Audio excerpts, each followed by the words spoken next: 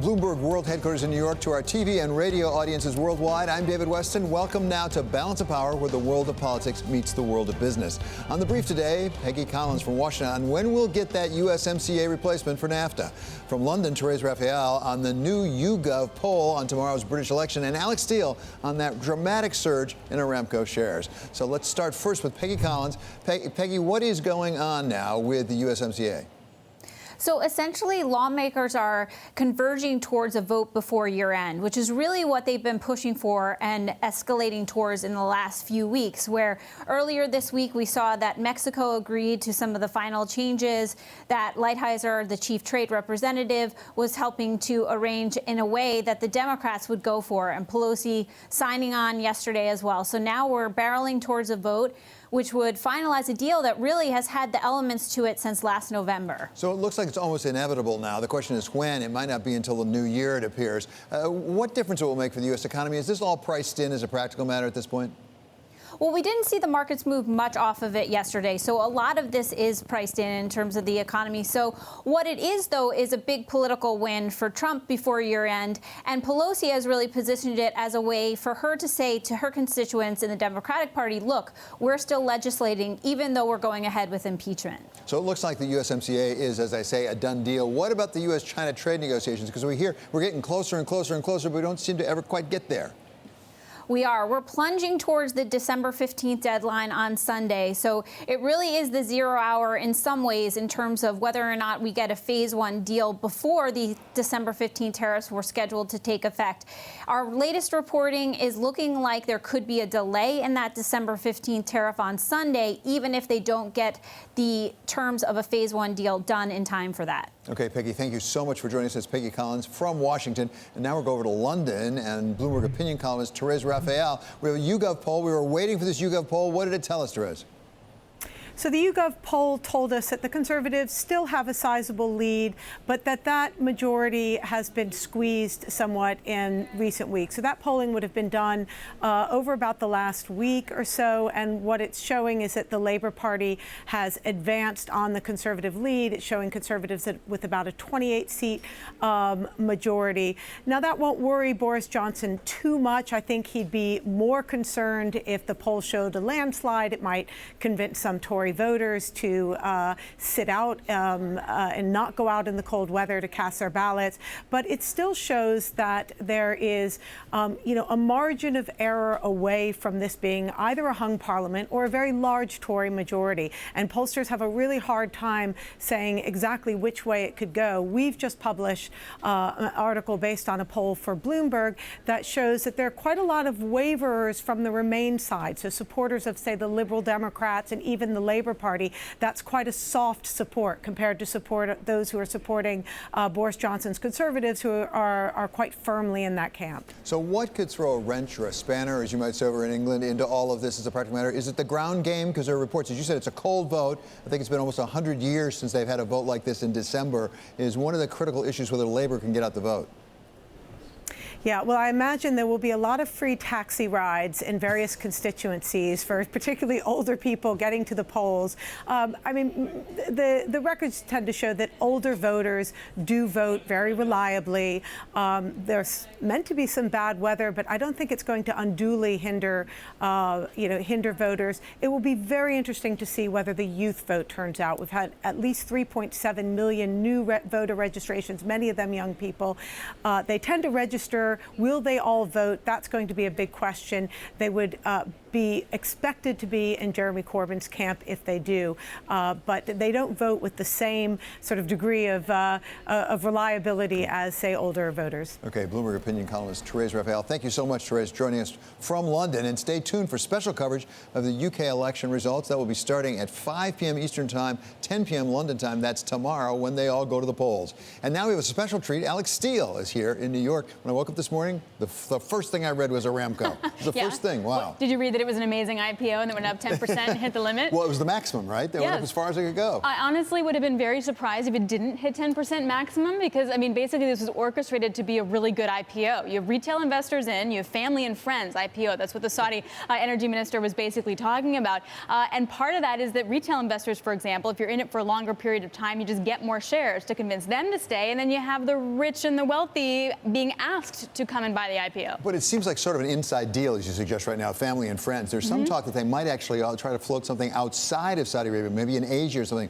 Would that make a big difference? Well, for them, I think it really would. Yes, they got to that $1.88 trillion valuation today, but you won't actually know what the real valuation is until you're able to get more float or just more liquidity in the market. And it only sold like 1.5%, right? So there's not that much liquidity to begin with. So getting it externally would be key and huge, not only for Mohammed bin Salman's plan, but also just to get more people into it who will trade it. And in terms of funds, right? Like if you're an EM fund, you still have to buy the stock. So there is that. It would be even bigger, though, if it was listed elsewhere. So Aramco sounds like good news for Aramco, good news for Saudi Arabia. It should be good news for the energy industry. And in the meantime, Chevron takes an $11 billion write-down. What is that about? Yeah, this was a really interesting dichotomy. Like on the one hand, you had Saudi Aramco raising all this money with a $1.88 trillion valuation, up 10%. On the other hand, you have Chevron taking one of the biggest write-downs in oil industry history, in part because of their natural gas assets. It's dry gas, so it's in Appalachia, et cetera. Part of it is it's so low, natural gas prices are so low, they can't make money, they're taking write-downs. The issue becomes who else is going to do that?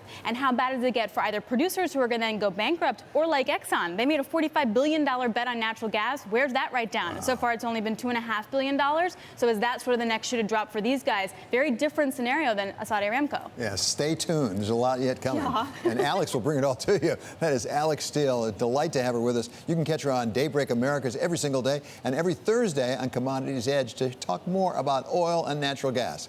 Now, let's get to a check on the markets. Reacting to today's top stories, joining us now is Abigail Doolittle. So, Abigail, what do you got for us today? We have the Fed coming out. Remember that? We do have the Fed coming out. It's pretty amazing, actually, though, to your point yesterday, really getting buried by all these other headlines, earlier this week around impeachment, of course, that UK election, and then the big one, trade on Sunday, whether or not those tariffs will go into place. So right now we remain in wait and see mode, very small moves for stocks. But take a look at the SOX, that chip index that we have been watching over the last couple of weeks. A little bit of a tell on the trade story only because of the big revenues coming out of China, the supply chain. So when that's going up, it may suggest that some investors optimistic about the possibility that a trade deal will be struck at some point. Who knows when that could be signed, but plus also optimistic around 5G. We also got CPI numbers out today. Did that tell the markets anything? Not a lot of reaction there at all. And, I'm searching for a place where we can talk about some sort of a reaction. And I found a spot that is the skew index. Everybody knows the VIX index, which is the fear index,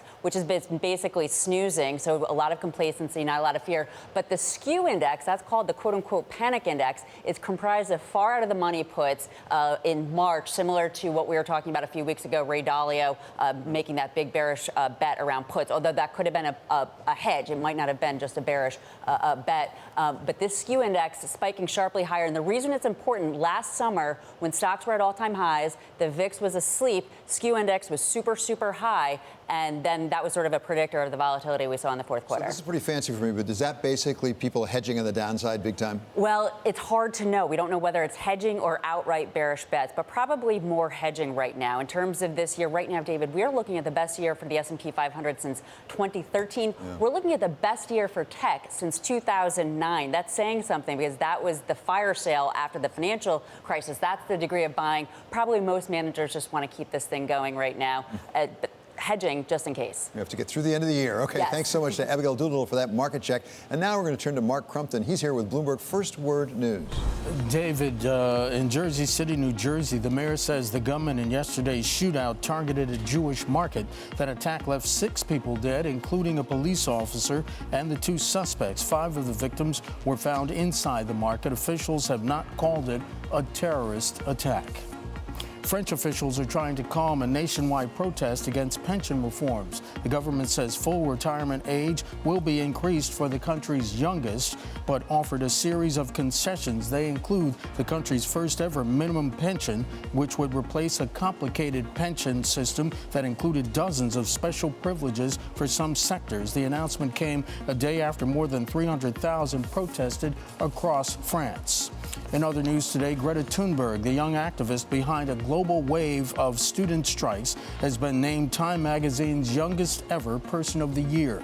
The 16-year-old spoke today at a United Nations conference in Madrid, telling delegates that rich nations aren't doing enough to solve the climate crisis. Thunberg said she was a bit surprised by the honor. The previous youngest Person of the Year was the first one chosen, aviator Charles Lindbergh, who was 25 when he was picked in 1927.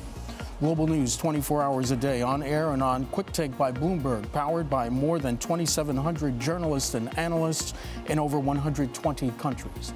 I'm Mark Crumpton. This is Bloomberg. Thanks very much, Mark. Coming up, the Fed decides. It's going to be in less than 2 hours from right now. We're going to get the interest rate decision. Michael Gapin, Barclays chief U.S. economist, is here with a preview. That's coming up next. This is Balance of Power on Bloomberg TV and on radio.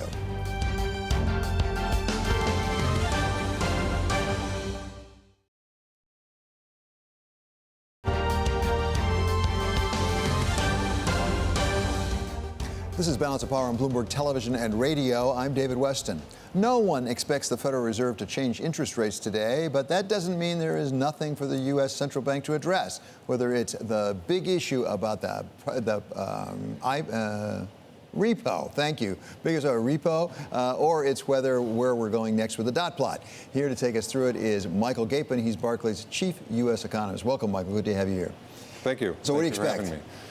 I think you're right. Nobody expects the Fed to do anything. I just think the message is going to be the economy is in a good place, and we think monetary policy is set right so long as the outlook evolves the way we expect. I think the real issue is what constitutes a material change in the outlook, right? So I think the Fed is saying we think we're in a good spot right now, but if there's a material change, then we'll change. And I think a lot of the questions in the press conference will surround that issue. And what is that driven by when you say material change? What are they really looking for? Is that labor participation? Is that unemployment rate?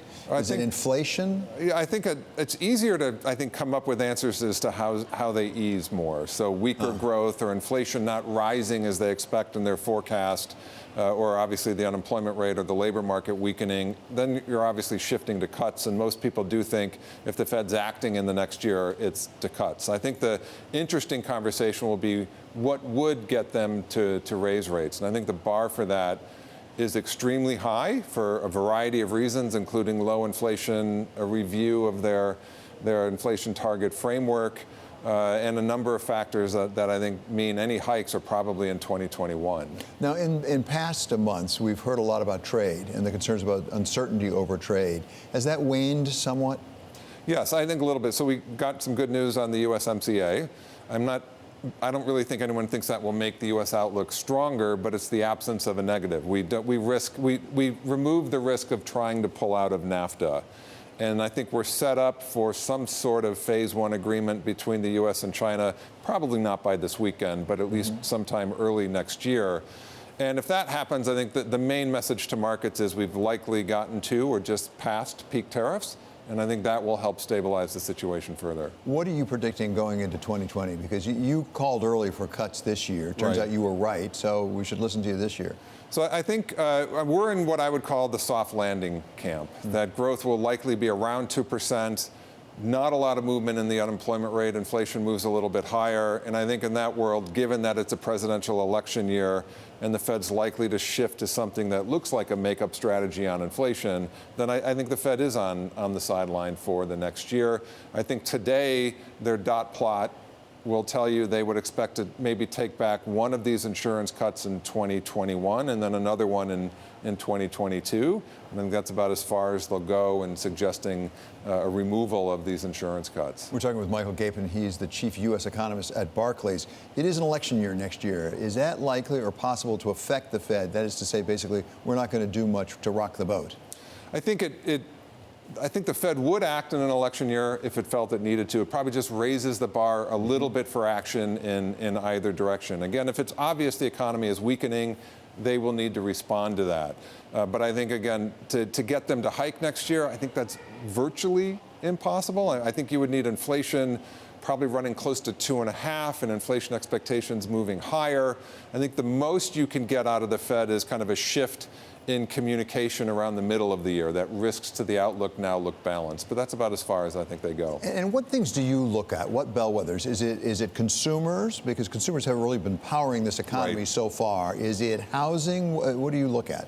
I think in terms of understanding, for example, how things could be better than we all expect, what we're paying a lot of attention to these days is participation, right? So we would love to have productivity pick up, but there are ways you can get a benign outlook for the Fed and a stronger than expected economy. And that would be if the rise in participation continues. And I think there are reasons to suspect that it can. And if it does, then I think you can get strong employment growth, the consumer spending closer to, say, 2.5%, and the economy running above trend, although without a lot of inflation pressures. And I think, to me, this is really the key point. Where are we on productivity and its related brother, which is capital investment? I think everything we look at still says productivity is subdued. We're getting a little bit of, a cyclical bounce on the back of the tax cuts and so forth. But when we try and extract some of the noise around that, trend productivity hasn't moved that much at all. Still around 1%, maybe a little bit better. And capital spending, we think next year will be a little stronger than this year, but not all that much. I still think growth globally is weak. There still are downside risks to the outlook with regard to trade and geopolitics. I think the average large multinational firm is going to say we should probably hold off a little bit. We're talking with Michael Gapin. He's chief U.S. economist at Barclays. Let's get to that repo question, because there was a lot of panic about repo and how much liquidity there is in the marketplace. Is that fixed, or might we expect something like a standing facility to be created? I don't think it's entirely fixed. I mean, I think it's manageable to the extent that the Fed is buying $60 billion in treasuries a month and offering large quantities in its overnight facilities. So I think in terms of a shock that will disrupt the system, I think that's minimal. I think we just may have to pay a little more for funding over the year end.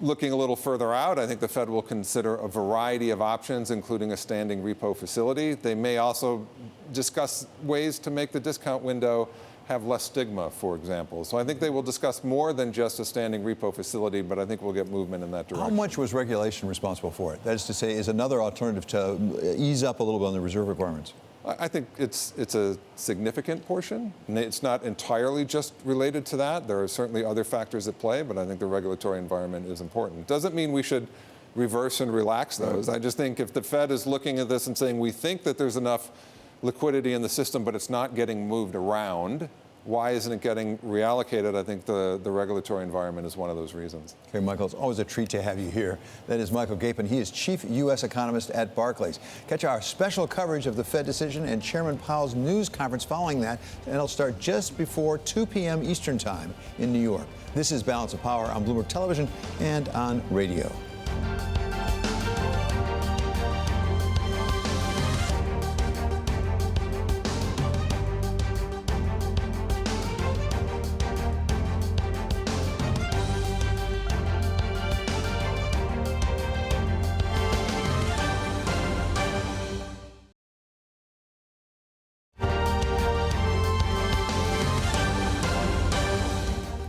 This is Balance of Power on Bloomberg Television and radio. I'm David Weston. It's time now for the stock of the hour. Boeing is the second worst performer in the Dow today and is trading at its lowest since October after the head of the FAA said that the 737 MAX won't be cleared to fly until next year. Kaylee Lyons is here with more. So I don't want to be skeptical, but I didn't expect it to fly before next year. I mean, they're confirming it, but boy. I mean, this is a timeline that frankly has changed many times since this plane was first grounded 9 months ago. Of course, Boeing was hopeful that the FAA was going to give them clearance by the end of this year, but the administrator of the FAA, Steve Dickson, really throwing cold water on that. He spoke on CNBC this morning saying it's not going to happen until 2020. We are on our time, not on Boeing or whatever they want the plan to be. And of course, he was also speaking, testifying on Capitol Hill today, saying the same thing, really saying we are prioritizing safety, because for the FAA, they have an incentive to take this slowly because they have taken a lot of heat as an administrative body for the way that they handled not only Boeing's certification and their involvement in the certification of their own planes, but the fact that they didn't ground the plane after the first crash, that they waited until after the second. They've taken a lot of heat for this as well. So their incentives are very different than Boeing's here, who obviously, for financial reasons, wants to get this plane back in the air as fast as possible. How much confidence do we have? More important, how much confidence do investors have that Boeing knows what the problem is and FAA does? Because, I mean, we interviewed the head of Ryanair like last May or June, said he thought that these aircraft would be up and running by the summer. Right. I mean, it's gotten extended and extended and extended. Do we know what the problem was, and are we confident they can fix it? Well, it was a software issue, this MCAS software that essentially pushed the plane of the nose down, and pilots said they weren't fully trained in how to operate that system. So that does raise the question. Once Boeing gets the software fixed and that gets cleared eventually from the FAA, you still have to retrain pilots on the system. You have to get all of the planes that have just been sitting in storage out for the airlines to continue to fly them. And it's not just the FAA that still has to give clearance to this plane. It's regulators all over the world, in Europe and elsewhere. So there is still a lot that has to be done there. And of course, this has just been a consistent overhang on Boeing. When you look at their deliveries, think about the fact that we have a duopoly really in this plane maker space. Boeing has only delivered 345 planes this year relative to Airbus has delivered over 700. This is their big money-making plane, and it's been sitting for a really long time. But I wonder if the fact that it is a duopoly has actually supported Boeing's stock to some extent. I mean, it's taken something of a hit, but not as much as one might have expected. Yeah, I mean, I think you could kind of take it either way. It's down about 19% since back in March when the second Ethiopia air crash happened. It's been really kind of range-bound over that time. It hasn't gone steeply lower or steeply risen. It is the worst performer in the Dow under that time horizon. But I think you're right, and I think investors also, maybe Boeing just hasn't been giving realistic expectations to investors. I mean, they had said previously that this plane was going to get recertified back in October, which we know didn't happen. We did not have Boeing planes flying passengers or 737 MAX planes flying passengers throughout the holiday season, which has had an impact on this as well. And I think the other portion in regard to not only the impact it's had on Boeing's bottom line on revenue, which is significantly lower in the last 9 months than it was, say, in 2018, but also reputation management for Boeing as a company, the way they certify the safety of their jets, and the fact that even once you get these planes back in the air, you still have to get passengers willing to go back on them and take them to travel. So there's still a lot of issues facing Boeing as they move forward here, least of which is getting this FAA approval, hopefully in 2020. It's going to be a while before we don't look at that seat card and figure out exactly what plane we're flying in when we get on it. Okay, many thanks to Bloomberg's Kaylee Alliance for that report on Boeing. Up next, FCC and DOJ clearance wasn't enough. The T-Mobile Sprint deal won federal approval, but now the merger is facing a lawsuit from state attorneys general. It's our antitrust tanks next. And this is Balance of Power on Bloomberg Television and on Bloomberg Radio.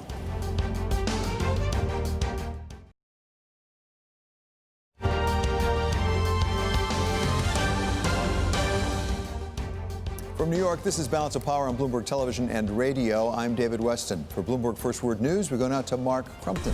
David, Jersey City, New Jersey Mayor Stephen Fulop says the gunman in a shootout yesterday targeted a Jewish market.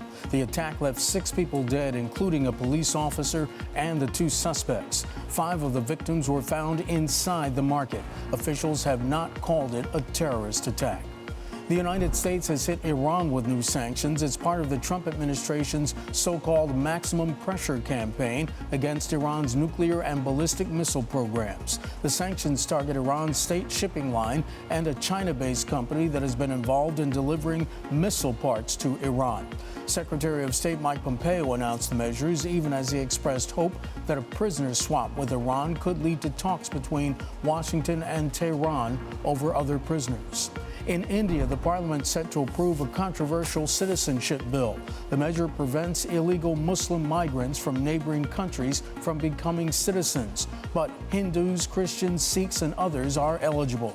It sparked fear among India's Muslim minority. Former Hollywood producer Harvey Weinstein, who's awaiting trial on rape charges, must post a $5 million bail. A New York State Supreme Court justice increased the bail from $1 million after prosecutors said Weinstein repeatedly violated the conditions of his release by disabling an electronic ankle monitor that tracks his whereabouts. He's accused of disabling the device more than 50 times.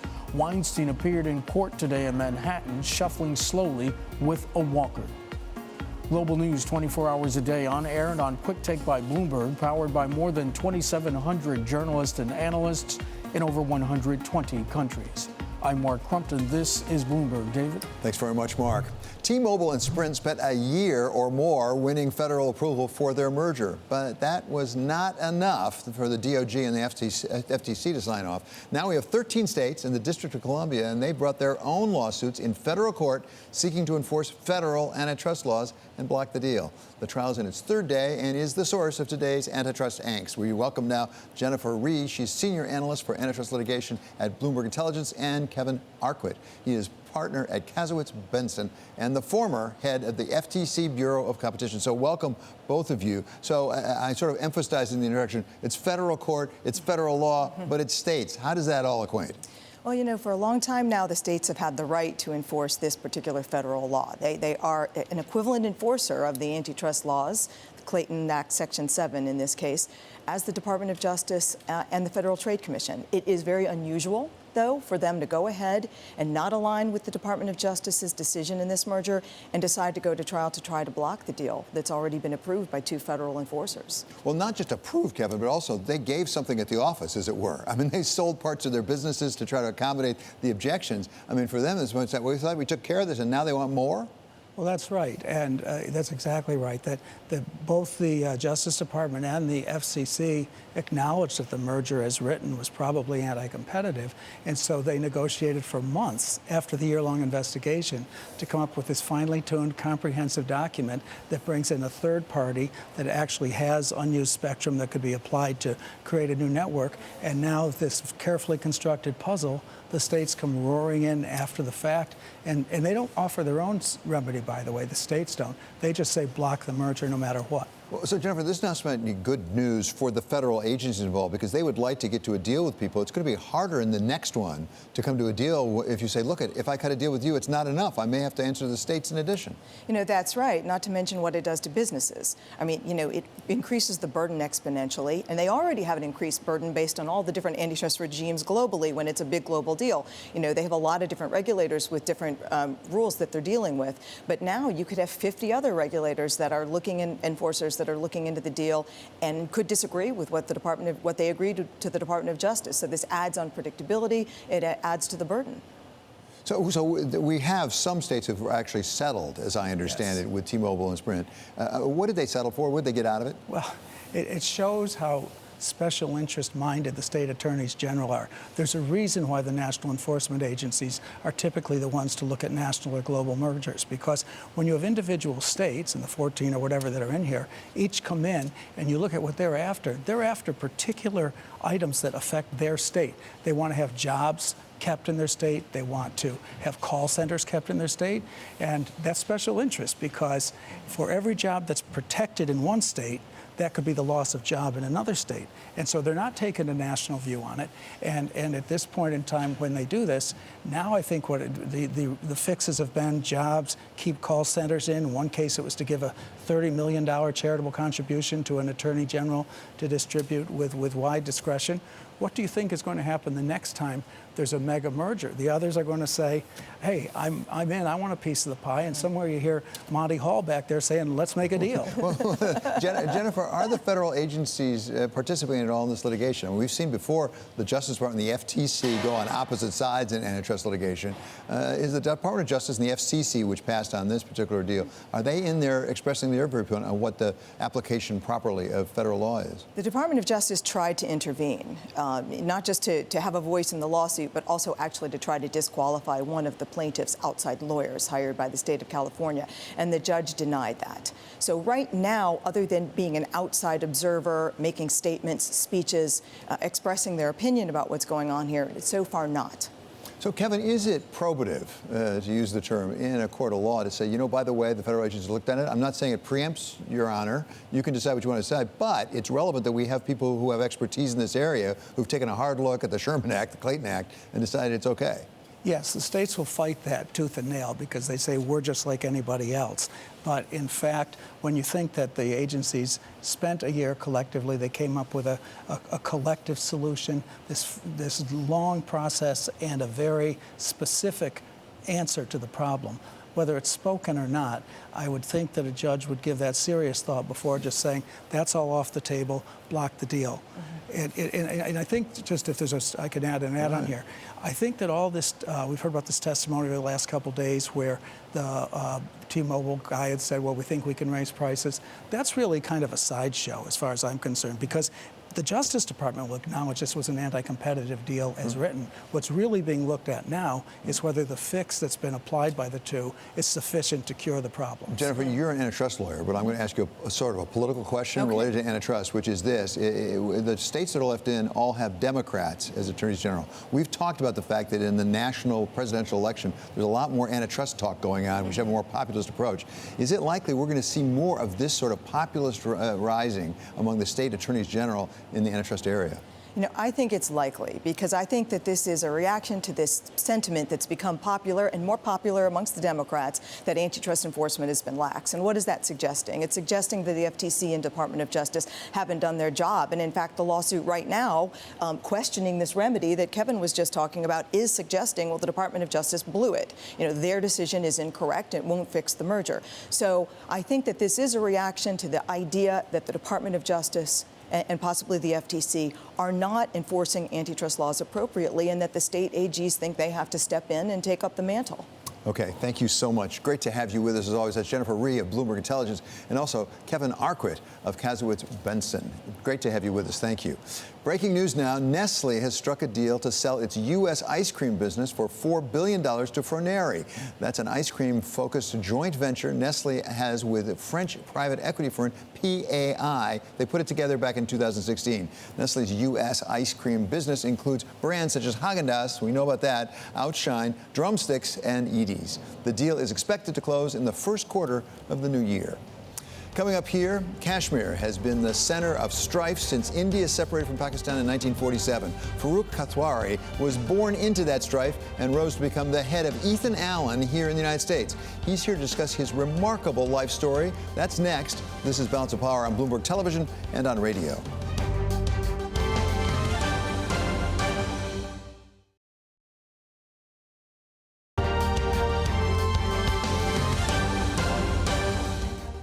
This is Balance of Power on Bloomberg Television and Radio. I'm David Weston.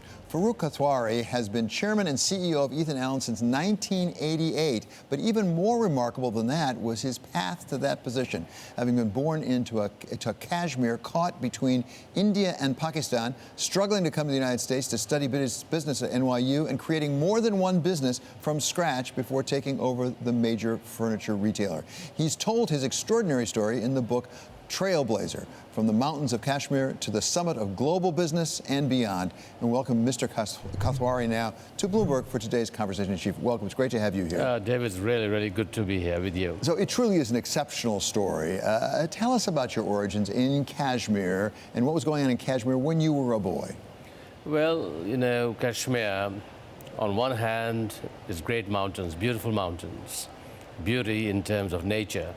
And my family actually was involved with arts and crafts. My great-great-grandfather set up an arts emporium, got all kinds of arts from connections to the Silk Route. So I grew up in a family of art, but my father had gone more into politics after studying law.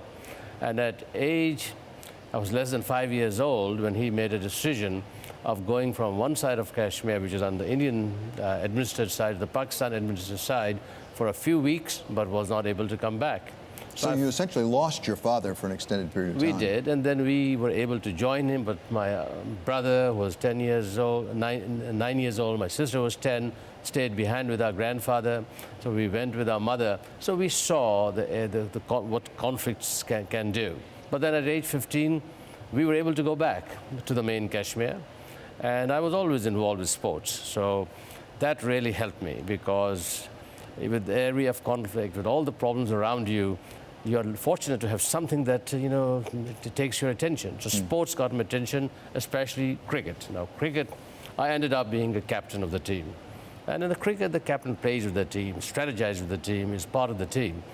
And at age 20, it was sort of a lot of accidents, and one of them was that there was a conflict in Kashmir, and I was a student playing cricket in Delhi in India, and coming back I met in the plane an American journalist from the Washington Evening Star.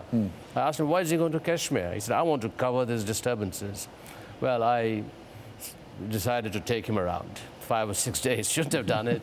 I was, I think, 18 years old. And anyway, that sort of led me, with a lot of other things, to come to America at age 20. And you got it in your head you'd come to NYU Business School. You'd been to college back in Kashmir, but you decided to come to NYU Business School. It was not easy getting here. It was not, because my papers were not right. I didn't have the papers, and so I had to go through all kinds of hoops, which is, of course, covered in the book. But it was a miracle. And the miracle is this, that so many people helped me. People who some knew, some I did not know. And here I ended up, almost an impossible situation to end up in America, and I ended up from these great, beautiful mountains of Kashmir to beautiful Brooklyn. And now I had to find a job. So the first job I did was, I saw an ad in the newspaper. It said, bookkeeper needed, so I'd never seen a calculator. My class fellow said, don't apply. But I did, and I got the job, and ended up working for this small little printing company down near Canal Street. And it was there that my grandfather in Kashmir made a decision that really helped me in my career. He ended up sending me 12 wicker baskets of arts and crafts. Right. And I decided to sell them. And in fact, Marvin Traub next door, Bloomingdale's, the CEO, had given a lecture to us at our school. So I went to see him after 8, 10, 12 times of, being rejected. I finally saw him, and Bloomingdale's became a customer. That started my career. And you ended up being a major supplier to Ethan Allen, who asked you to come on board. You resisted that for a while, had a joint venture. You ended up, of course, being chairman and CEO of Ethan Allen. It strikes me that you have made such extraordinary progress through your career, coming to this country, being a major business leader. Has Kashmir made any progress in the meantime? Kashmir's in the news again this summer. Yes. With actions India has taken. Have they made any progress at all since 1947? No, they've gone backwards. In fact, it was in the early 90s where the situation was somewhat similar to now, where, again, it's on the Indian administrative side, where they had created a situation of lockdown. Things were very, very bad. And I was invited, actually, by the Indian Prime Minister in the early 90s, said, come on over to see if you can help. And I went and I met Kashmiri leaders in jails. In fact, they're back in jails right now. I went to Pakistan and met their Prime Minister and came to the conclusion that we've got to help shape the debate. It's not good for India, it's not good for Pakistan, it's not good for Kashmiris. And we ended up creating, I helped create what's called the Kashmir Study Group. 26 leading scholars, diplomats, even some members of Congress joined. And for the next 10 years, I spent tremendous amount of time, energy between India, Pakistan, Kashmir, and come with an ideas, which under the umbrella, which is that this solution should be peaceful. Right. It should be accepted by people. It should be honorable. Right. And it should be feasible. And we're speaking with Farooq Kathwari. He's the chairman and CEO of Ethan Allen, but also a native Kashmiri with a remarkable story to tell. You made some progress at one point. You were doing essentially shuttle diplomacy between President Musharraf in Pakistan and the Prime Minister of India, and yet it fell apart. Is it possible in this day and age with now Prime Minister Modi, for example, and when we have, of course, Imran Khan in Pakistan, who says he wants to try to fix this problem, is it possible to get back on a road to real reconciliation? I believe so, because, as I said, unfortunately, crisis does create an opportunity. It was in the 90s, there was a crisis. Today, there is a crisis the same. It's worse because of the fact that, again, Kashmir is in lockdown. India and Pakistan are two nuclear-armed countries. Yeah. When I got involved at that time, there are millions of troops on the borders. When President Musharraf asked me to go and do some shuttle diplomacy of meeting Indian Prime Minister Vajpayee, I went back and forth. And along with a lot of other people, we helped diffuse, came with ideas, and those ideas are still very, very relevant in Kashmir. And in fact, those ideas are relevant in other parts of the world. That is, finding a peaceful, honorable, and a feasible solution. That really drove us in coming with ideas, and they are all there right now. That's about Kashmir, India, Pakistan. Talk about the United States just for a moment. Could a young Farooq Kathwari come to the United States today and emigrate the way you did when you did it back in the mid-1960s? We have a Muslim coming from Kashmir, a place of real dispute. Could that happen today? I think it can, because I tell you this, America is an amazing country. Forget who the leaders are right now. Forget what the policies are. When I came to America, and of course I'd come from an area of conflict, I went down, my first challenge was, navigating the subway system because I'd never seen trains underground. But what I saw around was people. They're regular people. I said, I'm going to be one of them. And America is a country with such tremendous opportunity, such tremendous challenges everywhere. But absolutely. And you certainly have demonstrated, I must say, what can be done with a lot of grit, resourcefulness, intelligence, ambition. It's very impressive. Many thanks to Farooq Kathwari. He's Ethan Allen's CEO and author of Trailblazer. We're going to have much more with him, including a discussion of Ethan Allen's business and the effect of tariffs. That's going to come up in our second hour, coming up at 1 o'clock Eastern Time today. This is Balance of Power on Bloomberg Television and on radio.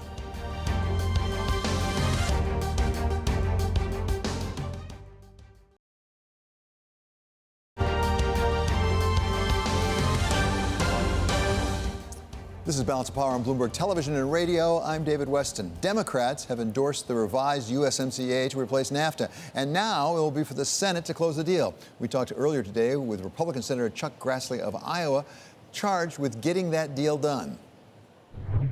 There's a lot of changes made by the Democrats that Republicans wish had not been made, but in order to get this otherwise very good agreement through the House of Representatives, they probably had to be negotiated. Now, they weren't negotiated 100% to satisfy the Democrats either, but compromise is how things get done in the Congress of the United States. So it was compromised in a way that I feel that the overall thing is very, very good, and we may lose some Republicans because of it, but it's going to get through the United States Senate probably easier than it gets through the House of Representatives. If you lose some Republicans, will that be because of the biologics? That is to say, the intellectual property protection. And where are you on that? Because you have been in favor of lower drug prices. As I understand it, the changes made might lead to lower drug prices. Well, that's one thing, but also don't forget I'm very much for protection of intellectual property, and that 10 years is less than what U.S. law was, and but greater than what they have in Mexico or Canada. And it was just one of those compromises that had to be made. I think it will lead to cheaper drugs, but then if you don't protect intellectual property, you aren't going to get the miracle cures that we sometimes get through the pharmaceutical research that we do. We've heard about what this agreement may mean for the auto industry. What does it mean for the farmers in Iowa? For the first time, to be able to get a massive amount of dairy products into Canada, to get cheese into Canada, to get our high-quality wheat into Canada. It's been cut out, and I think that's the biggest advantage to it. But also, don't forget that if we hadn't had this agreement, and NAFTA or Canada and Mexico are the biggest trading partners of the United States, and so we want to continue that going along, and then we would have the threat of the presidents pulling us out of NAFTA. That would have been catastrophic to agriculture. So you said in a statement yesterday that the USMCA, as revised, was a win for farmers, for workers, and for all Americans. If that's right, why don't we get it passed by the Senate right away? What's the holdup? Why don't we do it this year, or certainly before the trial on impeachment? Well, don't forget my prediction of a week ago Monday when I spoke on the Senate floor was if it didn't get done by that Friday, we wouldn't have enough time to get it through this year. So that was a timetable I knew then. So your question now is legitimate. Why not do it before impeachment, or why not do it this year? This week and next week is going to be entirely on nominations and on getting the government funded for the rest of the year, and then you have Christmas and New Year's. We could do this if we wanted to be here the December 26th, 27th, 28th, and 29th, but then immediately in January, under the rules of the Senate, an impeachment has priority over everything else, including mandating working 6 out of 7 days a week. So we got to get through that. Will that be 1 week, 2 weeks, or 5 weeks like it was with Clinton? That's unpredictable at this point. Part of my interview with Senator Chuck Grassley. Coming up, Balance of Power continues on Bloomberg Radio. We're going to have more with Ethan Allen CEO Farooq Kathwari. This is Balance of Power on Bloomberg Television and on radio.